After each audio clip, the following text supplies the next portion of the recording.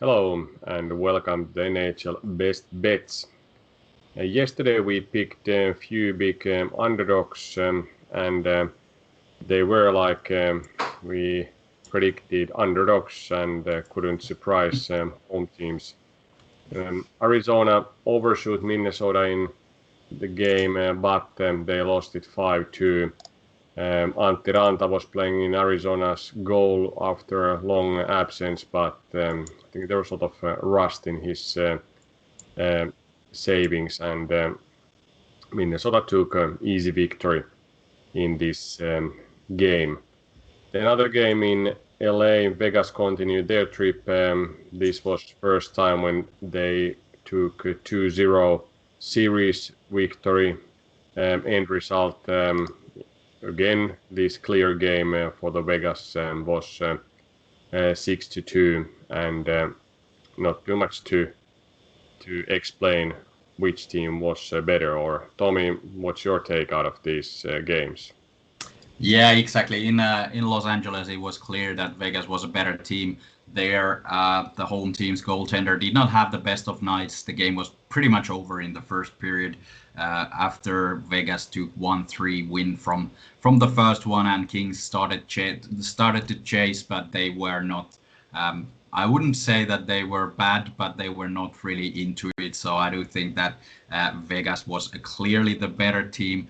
Kings very disappointing in their chase for the playoffs. I do think that they are pretty much out now, though, because in these sort of games you have to at least show that you are fighting for the chance. But now these younger players who got the responsibility after Jeff Carter left, a little bit more playing time for these young guys, they have been a massive letdown against Vegas. That is, of course, the best team in this division after Colorado, but still a very disappointing result and performance by the Kings. In Minnesota, the game was a lot closer than the end result indicates. 5-2. Arizona had a lot of chances early on the game. They could have scored a couple of more goals to make it easier for them, but Minnesota then relentlessly pushed and managed to then score 5 goals, 2 of them in the last period, and the second period was the turning point.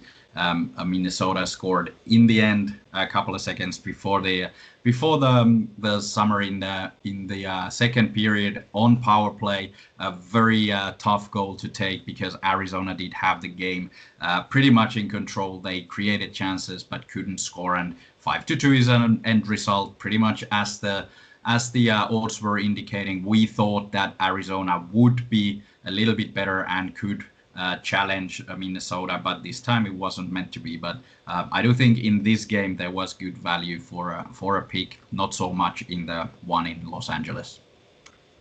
Yeah, it's an interesting question what Los Angeles Kings will do with Jonathan Quick, as he has been clearly number 2 caliber goalie in this season, when Cal Peterson has played better and has shown that he could step up and be some kind of a reasonable goaltender in NHL.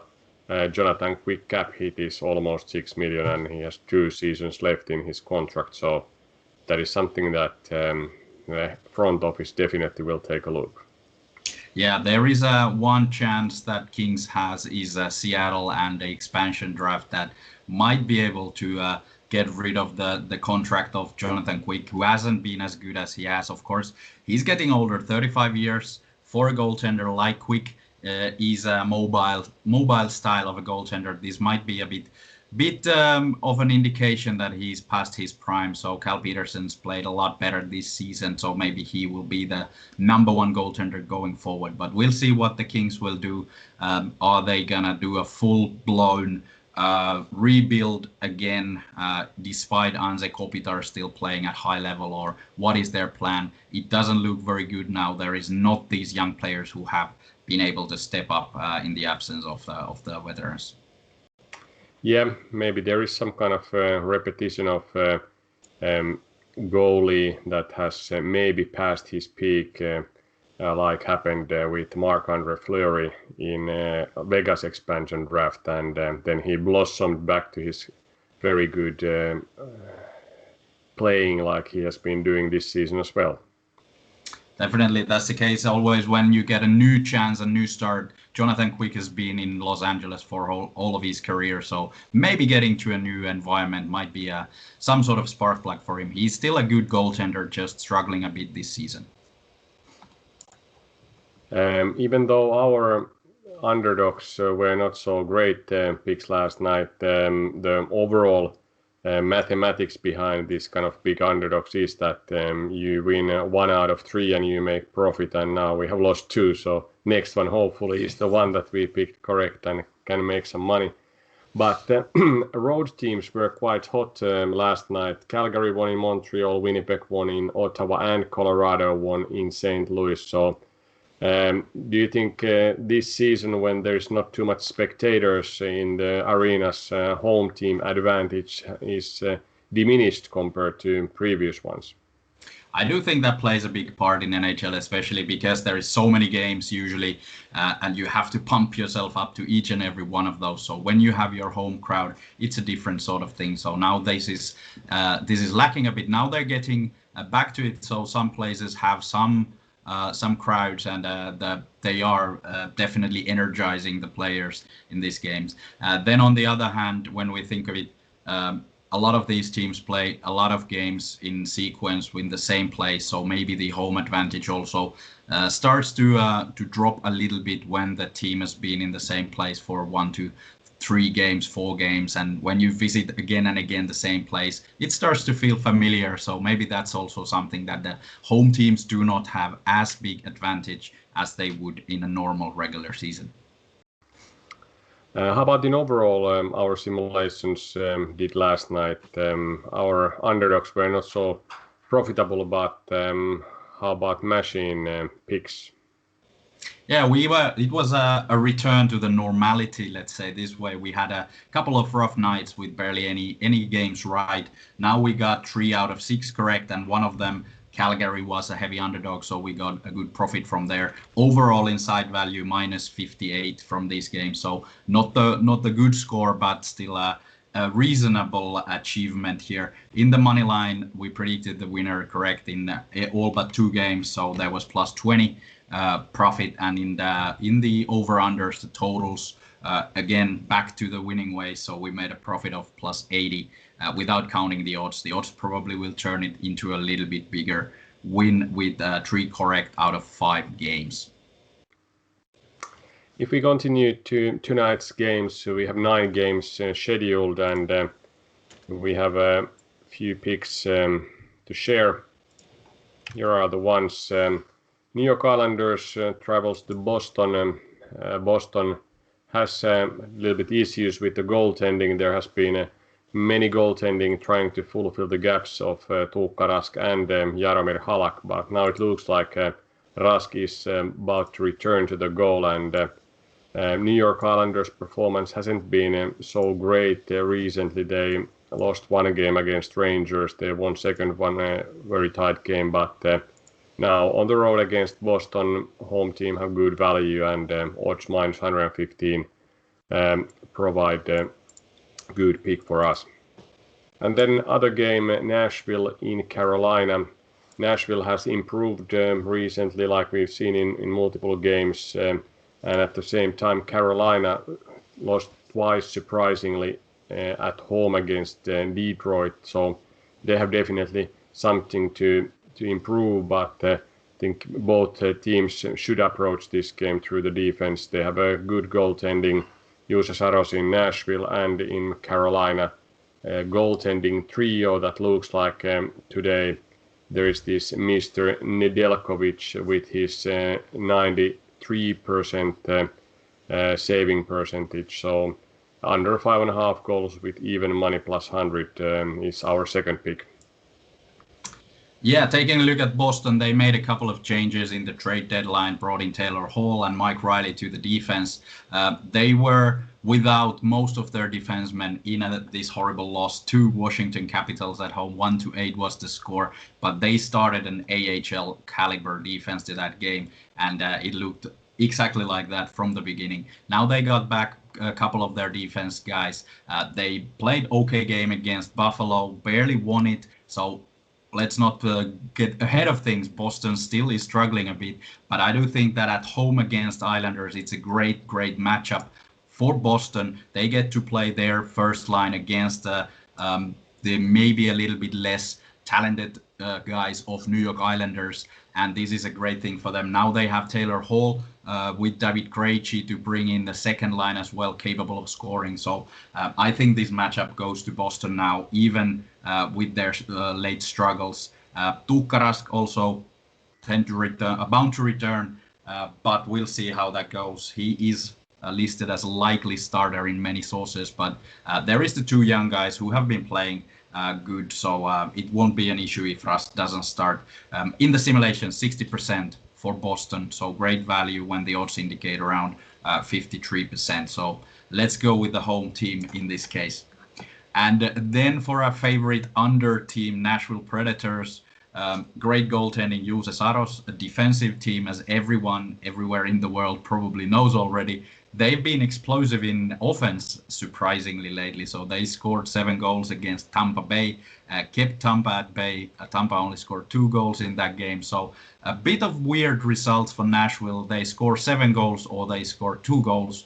I do think that against Carolina and Nedeljkovic in the goal, this is a play of like meeting between these two. So I do think that Nashville will be kept to that 2 goals maximum. And with Juuse Saros starting, I do think that Carolina's offense is not capable of scoring more than 2 to 3 goals. So my guess would be 3-2 after overtime for Carolina, who have had their issues as well in the offense. But I do think that this might be a little bit due to the fact that they try to emphasize their defense as well heading towards the playoffs. They know that their offense is capable of creating chances, and they are very good in turning over or scoring from the turnover, straight attacks, direct attacks through the central zone of the game. So I think that they are concentrating on defense, and this means this game is clearly an under. We have also one other game based on simulations that looks to be clear under. Chicago goes to Detroit, and home team, like I said, they won twice in Carolina, so they have maybe improved a notch their play. But do you think Chicago's goaltender Kevin Lankinen will provide another goaltending clinic, and the game will go under 5.5 goals? Well, he does have to do that in order to keep Chicago fighting for the playoff chance. Detroit has nothing to lose anymore, so they are just playing for fun, which is a good place to be because, yeah, nothing to lose. So they will be going a little bit more offensive probably than usual, but they are not as talented now. I don't know if Jakub Vrana is allowed to play yet. He was traded from Washington, a talented guy, brings a lot of skill to the Detroit offense, but still not a rainmaker, so to speak. So I do think that Lankinen and the Chicago defense is able to stop Detroit. In simulations, Detroit only scores 1.9 goals, and Chicago scores 2.8, so very low scoring game, and 71% going under 5.5 goals, so a great underpick here. But as we've seen with Detroit and sometimes with Chicago, maybe 7 goals, 5 goals in one period, and these sort of games. So when there is not that much in line, I do think that this is a bit risky compared to the one that the game played in Carolina, where both teams have a lot to play for. I forgot to say, got so excited about this under that in simulations it's 62.6% going under 5.5 goals. It's good to be excited of your picks. Sometimes it's also great excitement after the game has finished, but we'll see that later tonight. Yeah, tonight is the day for the under. That's our hope. A few other games. We have a big favorites at home, Washington against Buffalo, and also 66% favorite Tampa against Florida in top matchup in Central Division. Do you think these home favorites provide some value for bettors, or odds are so lousy that you should avoid these games? Well, the odds are really lousy in Washington. Washington against Buffalo, this is a sort of game that Capitals need to win 10 out of 10 in order to keep fighting for the top spot of the East. But you have to remember they have pretty much secured their place in the playoffs. They might be also circulating their lines and finding new combinations there. Maybe a couple of defensemen might be up who usually are not playing, and all these sort of things affect the game, the end result of the game. So with these odds, minus 345 for Capitals, I would stay out of it. But according to simulations, there is tiny bit of value still, so 75% in simulations for Washington, while the odds are 74.7%. So decimals there, but still value for Washington. But in the Florida rivalry game, Tampa Bay facing Florida, Florida played a good game against Dallas, winning in the overtime. But Tampa Bay has struggled mightily as of late, so this is the time that they will probably bounce back from that at home ice against their local rivals. So I do think that with the simulations indicating 66% and the odds around 59%, minus 147 currently, I do think there is nice value for Tampa Bay here, even with a little bit lousier odds. Yeah, both of these teams have lost 3 out of last 5, so they are not red hot, but still they are in same points, both and together with Carolina. So 3 teams in 58 points in Central Division. So let's see which teams will then take home arena advantage in playoffs. Yeah, and have to remember that Tampa Bay has usually been playing some games not that well in the past, like in the regular season, like we've been saying that they are not full into every game. But now when they're facing Florida, one of the top teams of their division, they have to start playing as they would play in the playoffs, because if you start to lose a lot in this point of the season, it kind of snowballs and you might be in trouble starting to play the real games when the playoffs come. Let's see how the Florida championship match goes tonight, and also, of course, all the other games.